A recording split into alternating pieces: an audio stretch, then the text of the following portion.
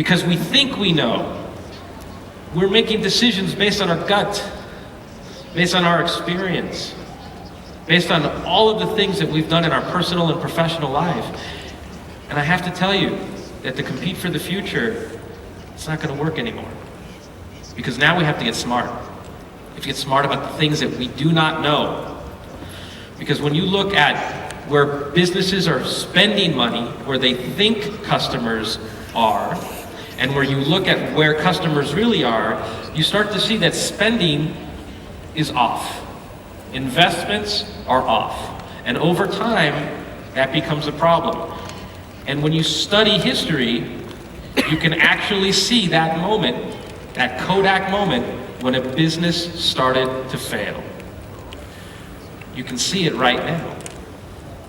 You can see that moment when Netflix started to overtake Blockbuster. You can see that moment when they failed to recognize how customers were changing. And it has everything to do with the way that we see customers today.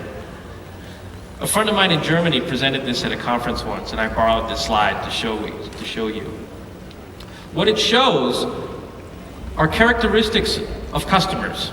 And you read each line by line by line, and they sound the same. And this is how we look at customers today. We think we know them. But then when you look at who I'm talking about, Prince Charles and Ozzy Osbourne, they couldn't be more different.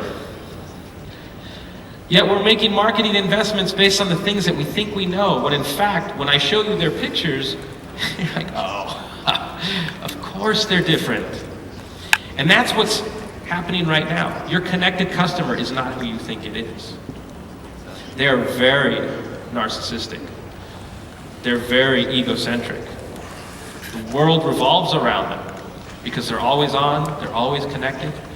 And over time, that starts to spoil them. It starts to condition them to think differently, to get information differently, to align with brands and businesses that cater to me. That's why there's a me in social media. So it's about you, it's about me, but mostly me. And instead of laughing at our customers, saying, oh, it's the problem with this world, put your phone down and look at me in the eyes. We have to understand that to be relevant, we have to be relevant. We have to try. Because brands are trying to become people, trying to humanize, and people are becoming brands. People have networks of thousands of people who follow them. They go throughout life, sharing their experiences, looking at life through that little screen, watching television with the little screen, going to events. And what do? Well, I'm from the older generation that would have said, hey, we're at this event, put your phones down, come on, I can't see the stage. Or I can say, no, this is an important moment, so important that they have to share it with everybody. So if I was a smart business person, I would say, how do I get on that small screen? Because what are there, 2,000 of us in here today? That Twitter board right now tells us that this moment is bigger than this room. Even at 2,000 people together, we just started to reach out to tens of thousands of people by sharing this moment right now with everybody who's connected to us. So it's about talking to someone and through someone at the same time to be so important, to be so relevant that people can't help but to share their experience with you. So instead of reacting to it, instead of being scared, instead of throwing it away, this is our window to the world. Our window to the world is through these little screens, to be relevant, to be important, to build relationships in a new way where we're not reacting to people because they use new technology. We're actually using this new technology to reach more people through people. This is Generation C, the connected generation. It's not about young kids. It's about anyone who lives the digital lifestyle. I can see in the audience, a lot of you have iPads. A lot of you have smartphones. Whether you're 55 years old or you're 18 years old, you all start to act the same because the way that you're connected changes you. Understanding that this connected generation is different, we can grow our business opportunity. Understanding that this happens right now. And the first thing that I do is I laugh, I can't help. It's funny to me, because this is a world that I didn't grow up in. But to them, this really is the best party ever. So much so that they have to tell everybody. Either that or they're talking to one another, I don't know. So all we can do is just understand that if that little screen is their window to the world, then how do we open those windows? And it started with a video for me. I'm not going to play this video, but you can find it on YouTube. It's about a 1-year-old baby whose father gives her an iPad. And she can pinch and zoom and swipe at one. Her father thought it would be funny, so he gave her a magazine. Doesn't work. And the point is as her father observes at the end, is that a magazine is an iPad that doesn't work. And there's a sudden beauty or poetry in his observation.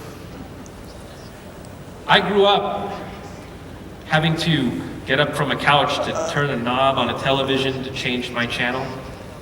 The remote control was one of the best inventions in my life. I've had to learn every digital technology that's come along. I'm analog first. She's digital first. The connected generation thinks digital first. This is the first screen to them. Not a laptop, not a computer, not a television. This is the first screen. So as an older gentleman, I'm making decisions about the future of my business based on how I see the world, based on all of my life experience. But as an analog first person, I'm making decisions that don't relate to somebody like this. I have to understand this and then apply my life experience to steer her decisions in the future. To me, that remote control was, I still use it. We all do. But to her, she'll look at that remote control and say, so you think that putting 100 buttons on a brick is the way that you should control this glass? And you're like, wow, you're kind of right. That's crazy. So now we have to reinvent everything. Everything. And this is why it's an incredible moment. You think about how you talk to customers today. You have email and websites and social media and mobile marketing and apps. And each one of those channels is run by a different department.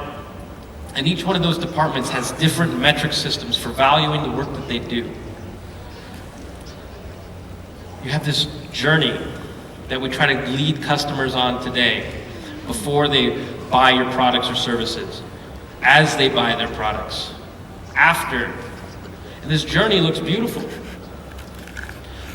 but it's broken. And the reason why it's broken is because none of these departments talk to one another. They're all responsible for creating an experience, but that experience is different at each one of those steps. What you see on the website is not what you see in an email, which is not what you see on social media, which is not what you see in a smartphone, because you're talking to different people within the company. What we're doing right now is we're actually taking one brand and diluting it, because no one is trying to create an experience. That's our job now. Everybody in this room now needs to think about the journey and the role that you play in defining what that journey is for a connected customer and guiding them in ways that are native to the device that they use. How do we do this today? We have a website. What do we do about the mobile phone?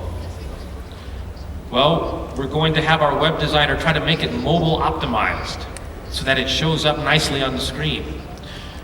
But think about just the concept of a website. You're on a laptop, you're on a desktop, you have a mouse, you have a trackpad, you click links. But on a smartphone or on a tablet, you do this.